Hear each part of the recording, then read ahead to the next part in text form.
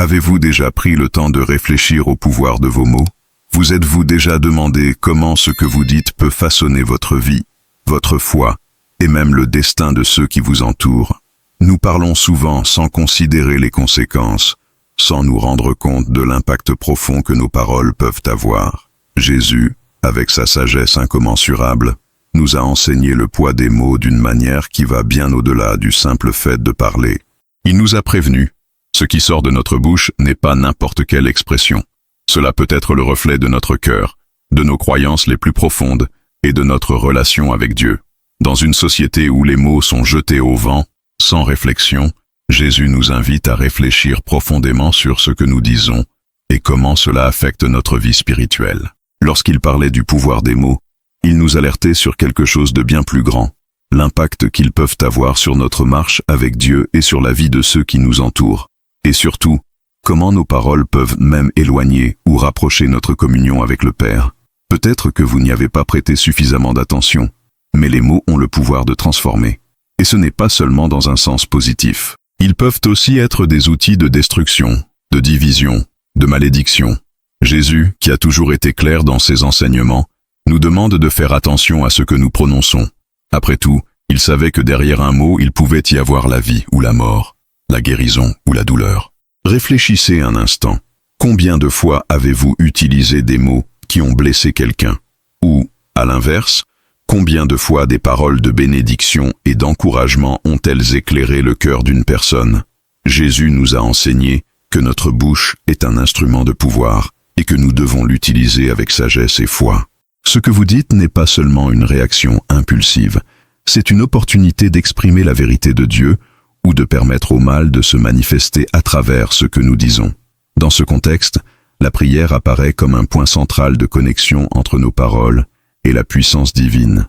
Lorsque nous prions, nous utilisons nos paroles pour communiquer avec Dieu, pour lui demander sa direction, son pardon, ses bénédictions. Mais, comme tout dans la vie chrétienne, la prière ne concerne pas seulement ce que nous disons, mais aussi la posture du cœur. Et Jésus, une fois de plus, nous enseigne que la façon dont nous prions, les mots que nous choisissons, et même la sincérité qui les sous-tend, font toute la différence. Il a dit, « Car là où est ton trésor, là aussi sera ton cœur. » Matthieu 6, 21. Cela nous amène à une réflexion profonde sur ce qui est réellement dans notre cœur, car nos paroles, tant dans la prière que dans la vie quotidienne, sont le reflet de ce que nous nourrissons intérieurement. Jésus savait que les mots ne sont pas de simples expressions. Ils sont le prolongement de notre âme, de notre être. Par conséquent, lorsque nous nous approchons de Dieu dans la prière, il est essentiel que nos paroles soient authentiques, pures et conformes à sa volonté. Ce que vous dites est une manifestation de votre relation avec Dieu. Jésus nous enseigne que nous devons faire preuve de diligence dans le choix de nos mots, car ils ont le pouvoir de construire ou de détruire, de bénir ou de maudire. Alors, quelle responsabilité avons-nous lorsque nous parlons, que ce soit dans la prière ou dans notre vie quotidienne? Les mots que vous prononcez ont le pouvoir de guérir et de sauver, ou de blesser et de chasser. Préparez-vous, alors dans les prochains instants, nous explorerons comment nous pouvons aligner nos paroles sur les enseignements de Jésus, afin que, lorsque nous parlons, nous puissions être des instruments de paix, d'amour et de sagesse divine. Réfléchissons ensemble à ce que Jésus voulait réellement nous apprendre sur le pouvoir des mots. Maintenant que vous comprenez le pouvoir que peuvent avoir les mots, en particulier ceux que nous utilisons dans la prière, il est essentiel de réfléchir à l'importance de maintenir une communication constante avec Dieu. La prière est la clé qui nous relie directement au cœur du Père. C'est par la prière que nous exprimons notre foi, nos doutes, nos supplications et notre gratitude. Ce n'est pas seulement le moment de demander, mais de rechercher une relation plus profonde avec celui qui nous a créés, nous connaît et nous aime inconditionnellement.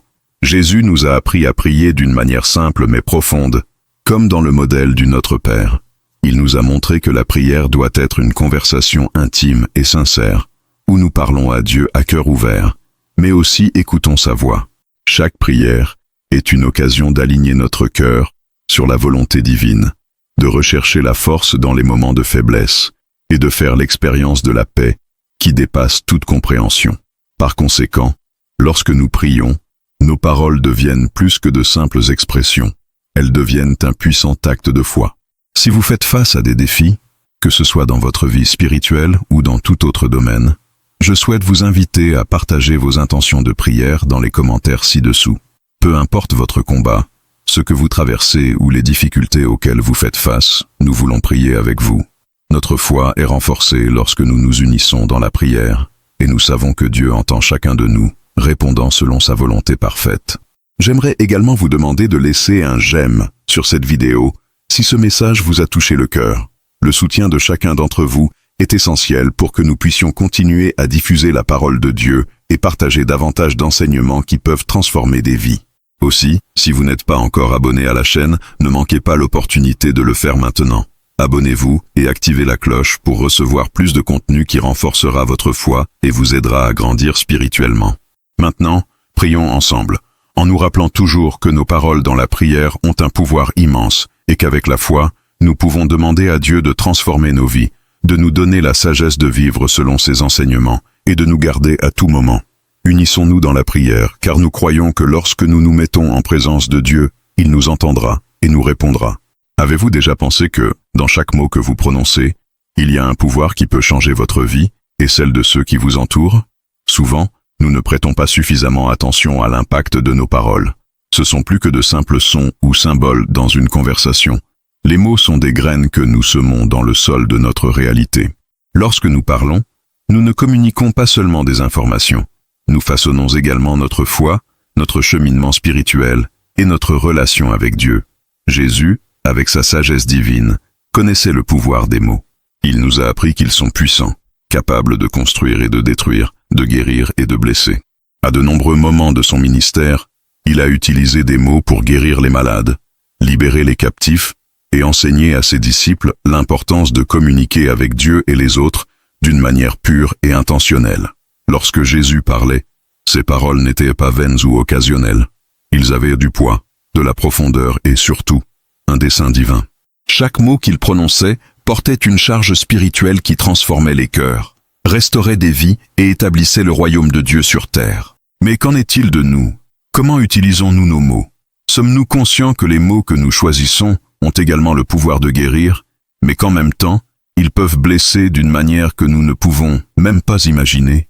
Jésus, lorsqu'il enseignait l'usage des mots, nous alertait sur notre responsabilité dans le choix de ce que nous disons et de la manière dont nous parlons. Il ne parlait pas seulement aux disciples de ce qu'il fallait dire, mais surtout de ce qu'il ne fallait pas dire. Dans un monde où le bruit des mots est constant, les paroles de Jésus résonnent comme une invitation au silence réfléchi, à la prudence et à la méditation. Imaginez la scène. Jésus, rassemblé avec la foule, disant « Mais je vous le dis, pour toute parole vaine que les hommes diront, ils rendront compte au jour du jugement. » Matthieu 12, 36. Ces paroles de Jésus sont profondes. Il parle non seulement de la nécessité d'être prudent avec ce que nous disons, mais aussi de la responsabilité éternelle que nous avons pour les paroles que nous prononçons. Chaque parole, qu'elle soit prononcée avec légèreté ou avec une intention profonde, deviendra une graine qui poussera et portera du fruit, bon ou mauvais, selon son contenu. Les mots qui sortent de notre bouche sont le reflet de ce qui se trouve dans notre cœur, et en même temps, ont le pouvoir de façonner le monde qui nous entoure. Imaginez l'impact d'un mauvais mot prononcé dans un moment de colère ou de désespoir. Combien de fois avez-vous dit quelque chose, et une fois calmé, vous souhaitiez pouvoir le retirer? Combien de fois les mots jetés au vent ont-ils provoqué des divisions, blessé des amitiés ou même profondément affecté votre vie spirituelle? Jésus le savait. C'est pourquoi il nous a appris à faire attention, non seulement à ce que nous disons, mais aussi à l'intention qui se cache derrière les mots. Lorsque nous parlons, nous révélons non seulement ce qui est dans notre cœur, mais nous créons également des réalités. C'est un fait. Nos paroles ont un pouvoir immense, et dans de nombreuses situations, notre vie spirituelle peut être ébranlée par ce que nous disons, de manière subtile mais dévastatrice. Lorsque nous utilisons des mots pour maudire ou accuser, nous permettons au mal de se manifester explicitement. Mais lorsque nous prononçons des paroles de guérison, de bénédiction et d'édification, nous permettons au royaume de Dieu de s'établir ici, dans le présent. Ce pouvoir de la parole ne se limite pas à ce que nous disons aux autres. Il est également présent dans notre propre relation avec Dieu. Lorsque nous prions, nous utilisons des mots pour nous connecter au Créateur. La prière n'est pas seulement une liste de pétitions, c'est une conversation. un dialogue profond avec Dieu. Et tout comme les paroles que nous disons aux autres, les paroles que nous utilisons dans la prière ont également un impact puissant sur notre vie spirituelle.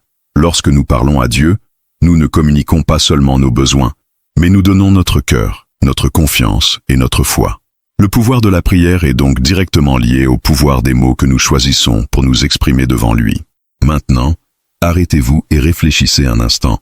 À quand remonte la dernière fois que vous vous êtes arrêté pour réfléchir aux mots que vous disiez? Vos paroles reflètent-elles la paix du Christ?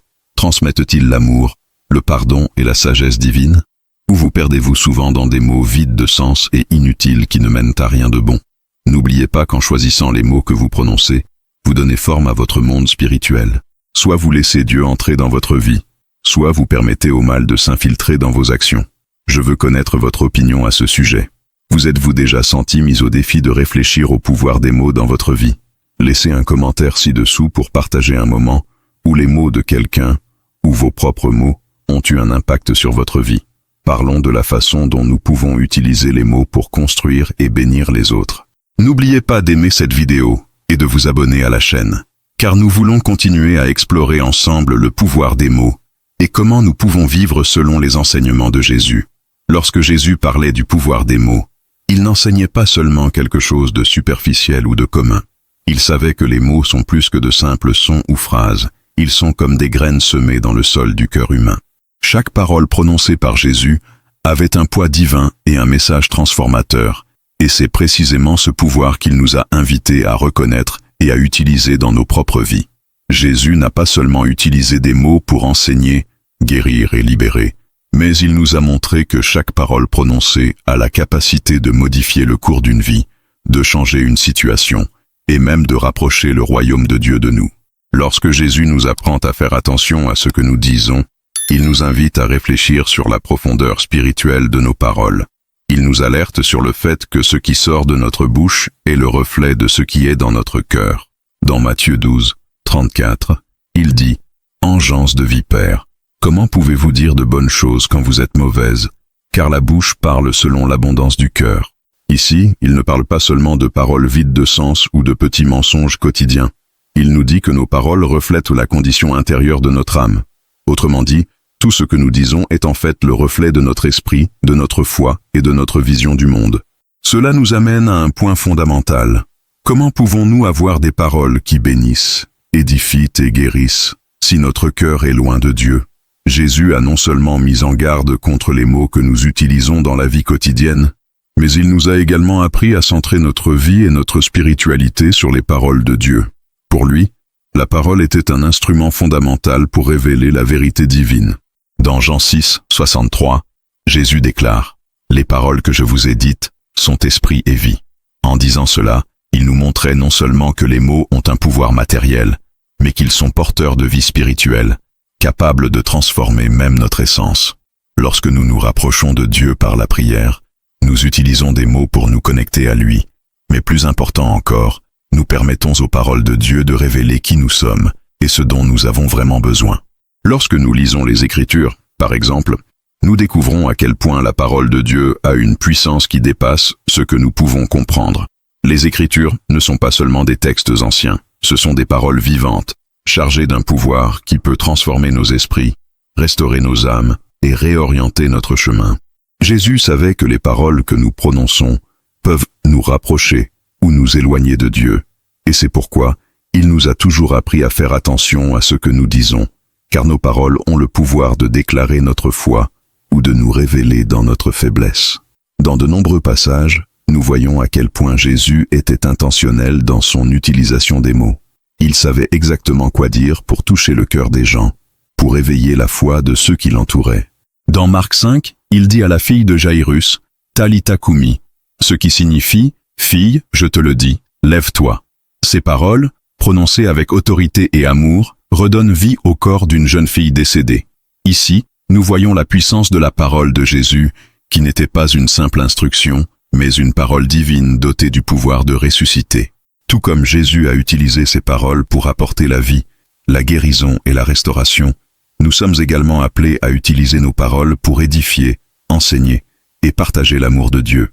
Il est important de se rappeler que lorsque nous parlons, nous reflétons également notre foi. Lorsque nous prions, par exemple, nos paroles sont une manifestation de notre confiance en Dieu.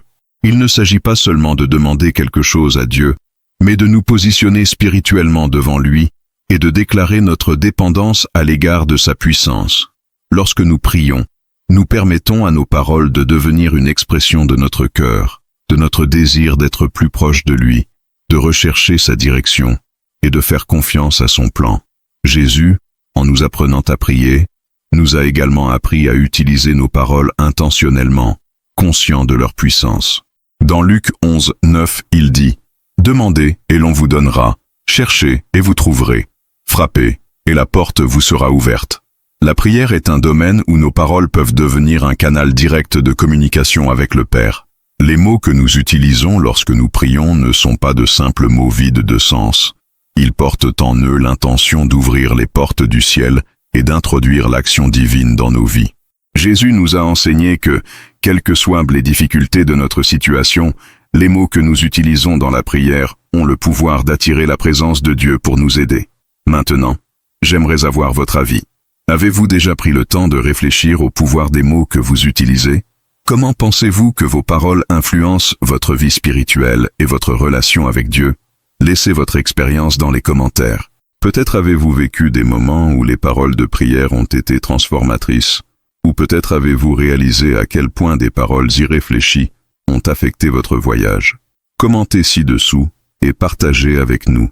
Et bien sûr, n'oubliez pas d'aimer et de vous abonner à la chaîne pour continuer à regarder plus de vidéos qui renforceront votre foi. Continuons à explorer les puissants enseignements de Jésus et comment ils peuvent transformer notre vie quotidienne. Lorsque nous parlons du pouvoir des mots, il est impossible de ne pas aborder le fait qu'ils sont, à bien des égards, le reflet de ce que nous portons en nous. Jésus, dans son infinie sagesse, nous enseigne que ce qui sort de notre bouche n'est pas un simple hasard, mais le reflet direct de notre cœur. Il déclare clairement dans Matthieu 12, 34, « C'est de l'abondance du cœur que la bouche parle ». Cette déclaration de Jésus est profonde et révélatrice, car elle nous oblige à réfléchir sur l'état de notre cœur et sur la manière dont cela se manifeste dans nos paroles. Si le cœur est plein d'amertume, de colère ou d'envie, les mots qui sortent de notre bouche ne peuvent être différents. De même, si le cœur est rempli d'amour, de compassion et de gentillesse, nos paroles reflèteront inévitablement cette lumière. Le cœur humain est un champ fertile, où nous cultivons nos émotions, nos pensées et nos croyances. Lorsque nous sommes connectés à Dieu, ce cœur devient une source d'eau vive, d'où jaillissent des paroles de vie et d'espérance. Cependant, lorsque nous nous éloignons de Dieu et laissons le péché entrer dans notre cœur, nos paroles commencent à refléter cette séparation. La Bible nous met en garde contre l'importance de protéger notre cœur, car il est la source de tout ce que nous faisons. Proverbe 4, 23 nous dit « Avant tout ce qu'il faut garder, garde ton cœur, car de lui viennent les sources de la vie. » Il est donc essentiel que nous comprenions que lorsque nous parlons, nous révélons ce en quoi nous croyons réellement et ce qui est en nous. Lorsque nous sommes confrontés à des situations difficiles ou stressantes, il est facile de voir ce qu'il y a réellement dans notre cœur. Dans ces moments-là, ce qui sort de notre bouche peut être le reflet direct de nos luttes internes. Si nous sommes en colère, par exemple, les mots peuvent être durs, offensants et même destructeurs. Si nous sommes en paix avec Dieu, nos paroles peuvent transmettre calme, confiance et sagesse. Lorsque Jésus nous enseigne que la bouche est le reflet du cœur, il nous met non seulement en garde contre la responsabilité que nous avons pour ce que nous disons, mais il nous invite également à une introspection plus profonde. L'état de notre cœur est quelque chose que nous devons constamment évaluer, car il influence directement notre relation avec Dieu et les gens qui nous entourent. Si nous voulons des mots qui élèvent, guérissent et apportent la paix, nous devons commencer par la transformation de notre cœur. Jésus, en nous appelant à un changement intérieur, nous invite à réfléchir sur notre relation avec lui. Lorsque nos cœurs sont purifiés par sa grâce, nos paroles ressemblent davantage aux siennes, pleines de vie, de sagesse et de vérité. Jésus n'a pas hésité à parler du pouvoir des mots. Il nous a enseigné directement et clairement que nos paroles peuvent avoir le pouvoir de donner la vie ou de causer la mort. C'est l'une des leçons les plus profondes et les plus difficiles qu'il nous a laissées. Dans plusieurs passages bibliques, nous voyons l'importance de faire attention à ce que nous disons, car les mots ont le pouvoir de construire ou de détruire. Quand nous regardons la vie de Jésus, nous voyons qu'il a utilisé des mots pour guérir, restaurer et enseigner. Il n'a jamais utilisé de mots frivoles ou inutiles. Ses paroles portaient toujours une intention divine d'édifier, de transformer et d'apporter l'espoir. Mais que se passe-t-il lorsque nous utilisons des mots pour blesser? Les mots utilisés de manière imprudente ou malveillante peuvent causer des dommages irréparables.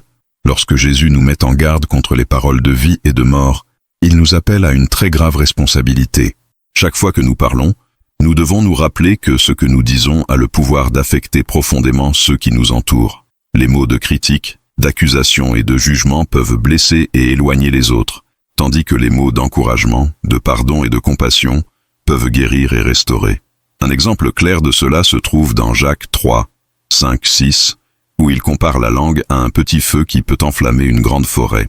Nos paroles, aussi petites soient-elles, peuvent causer de grands dommages si elles ne sont pas utilisées à bon escient.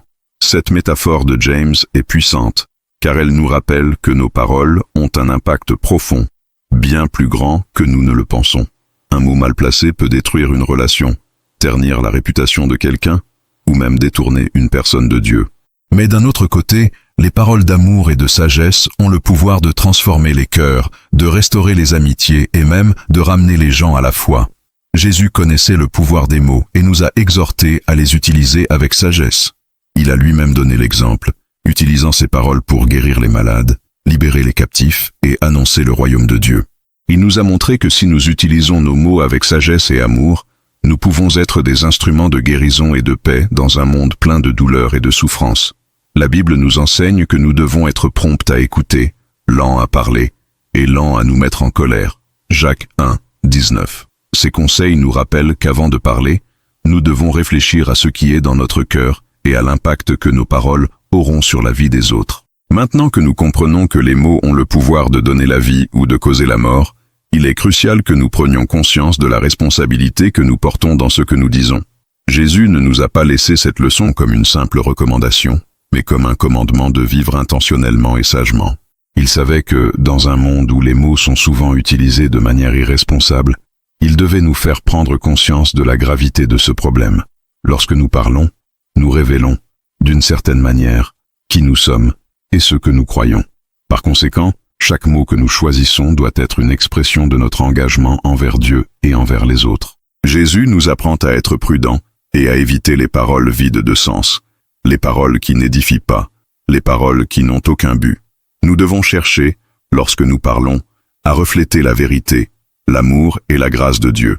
Cela implique d'être honnête, mais aussi gentil, ferme, mais aussi compatissant. Les mots ont le pouvoir de nous représenter en tant que disciples du Christ, et notre responsabilité est de le refléter à chaque instant. En prenant conscience du poids de nos paroles, nous sommes mieux préparés à vivre une vie chrétienne authentique, une vie dans laquelle chaque parole prononcée est un témoignage de l'amour de Dieu en nous. Comment pouvons-nous appliquer cela en pratique? Premièrement, nous devons être plus intentionnels dans nos conversations quotidiennes.